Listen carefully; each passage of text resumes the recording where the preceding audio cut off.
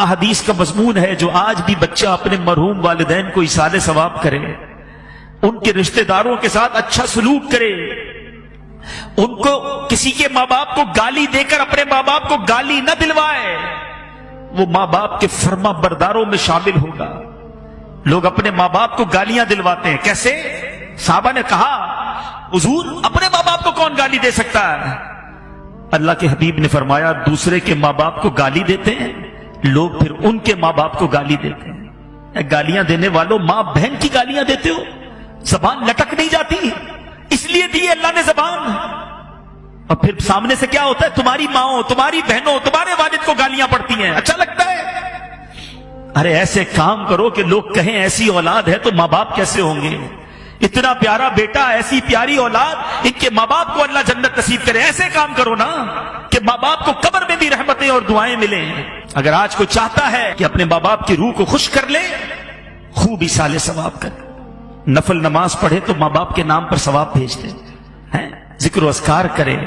ماں باپ کی بارگاہ میں نامہ اعمال پیش ہوتے ہیں، یاد رکھنا گناہ نہ کیا کرو۔ ہمارے گناہ جب ماں باپ کے پاس جاتے ہیں تو ماں باپ غمگین ہو جاتے ہیں۔ خوش نصیب ہے وہ ماں باپ جن کی اولاد نمازی ہے، عبادت گزار ہے، دین کا کام کرنے والے، صدقہ خیرات کرنے والے ہیں۔ جب ان کے پاس بچوں کے اعمال جاتے ہیں تو قبر میں خوش ہو جاتے ہیں۔ ابھی بھی دکھ پہنچاتے ہیں ماں باپ کو۔ سوچے وہ بچے جو آج فلمیں، ڈرامے، گانے، باجے، شراب، جوا، حرام، بدکاریاں، بے حیائیاں، نامحرم لڑکوں کی دوستیاں، یہ ساری چیزیں ماں باپ کو جب قبر میں پہنچیں گی، زندگی میں بھی خدمت نہ کی اور مرنے کے بعد قبر میں بھی دکھی کیا۔ ارے انہیں راضی کرنا ہے تو ایسا کرو کہ روز ثواب پہنچے۔ میں مشورہ دیتا ہوں اللہ کی رحمت سے، جو بھی کہہ رہا ہوں یہ تحدیث نعمت اور جو بھی ہے یہ اپنی والدین ہی کی تربیت اور امیر اہل سنت کی تربیت کا صدقہ ہے۔ ہمارے پاس تو جو بھی ہے والدین کا ہے نا، یہ بھی ایک بات یاد رکھنا، جن کے ماں باپ حیات ہیں اور چلے جائیں، دونوں صورتوں میں ایک بات یاد رکھنا کہ آپ کے پاس اور میرے پاس جو کچھ ہے، پیسہ ہے، عزت ہے، شہرت ہے، مقام ہے، واٹ ایور، یہ سب کچھ ماں باپ کا ہے۔ کبھی ماں باپ کو یہ نہیں کہنا یہ میرا ہے آپ کا ہے، میں نے کمائے ہیں، یہ میں نے گھر بنایا، ابو آپ نے کیا دیا تھا؟ آپ تو غریب تھے، نوکری کرتے تھے، کاروبار میں نے کیا۔ اللہ اکبر! اگر یہی بچپن میں والد ہمیں ننگا روڈ پہ چھوڑ کے کہتا کپڑے خود لے کر آؤ، کدھر سے پہنتے لباس؟ ہم بغیر کپڑوں کے پیدا ہوئے، ماں باپ نے کپڑے پہنائے، ہمیں کھانا چاہیے تھا، نوالے کھلائے، چلنا نہیں آتا تھا، انگلی پکڑ کر چلایا، ارے استنجا نہیں کر سکتے تھے، ہمارے استنجا صاف کیے، ہم رات بھر روت کر ان کو جگاتے رہے، وہ جھولا دیتے رہے۔ سوچو نا، اچھا کہتے گھر دلا تو دیا، ملازم تو دے دیے، مہینے کے پیسے بھی تو بھجوا دیتا ہوں، اب اور کیا چاہیے؟ ارے ماں باپ کو یہ نہیں چاہیے، ماں باپ کو آپ چاہیے، ماں باپ کو بیٹا چاہیے، ماں باپ کو بیٹی چاہیے، اس کے دو میٹھے بول چاہیے، اس کا پیار چاہیے، اس کی محبت چاہیے۔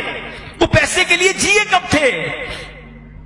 اور اب اگر وہ چلے گئے نا تو یہ مت سمجھنا یہ پیسہ میرا ہے، خدا کی قسم، خدا کی قسم تمہارے پیسے کا نصیب ہے۔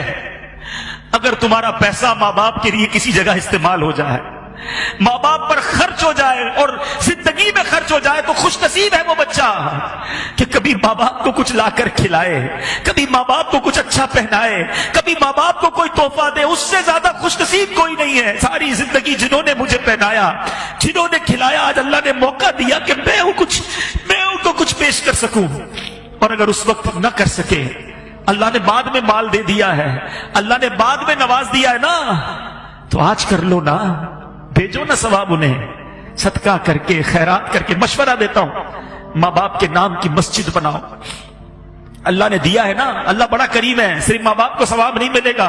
اللہ کے حبیب فرماتے ہیں جو اللہ کے لیے مسجد بناتا ہے اللہ اس کے لیے جنت میں گھر بناتا ہے۔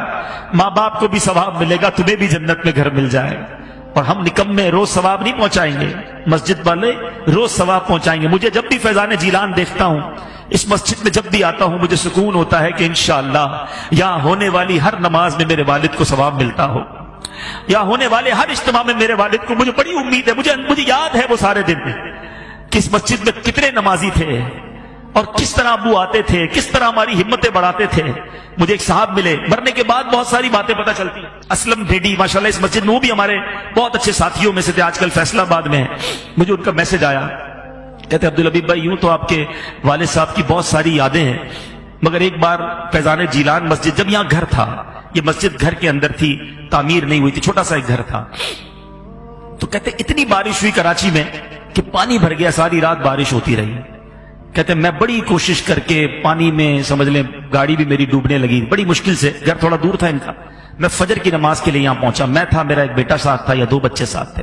کہتے مسجد میں آیا، کوئی نہیں تھا سوائے آپ کے والد صاحب کے.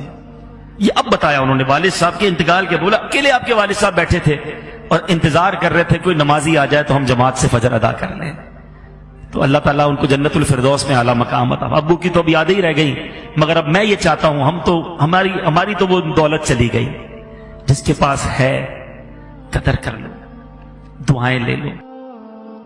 اس ویڈیو کو شیئر ضرور کیجئے، ہو سکتا ہے آپ کے ایک شیئر سے یہ بات کسی کے دل میں اتر جائے. جزاک اللہ.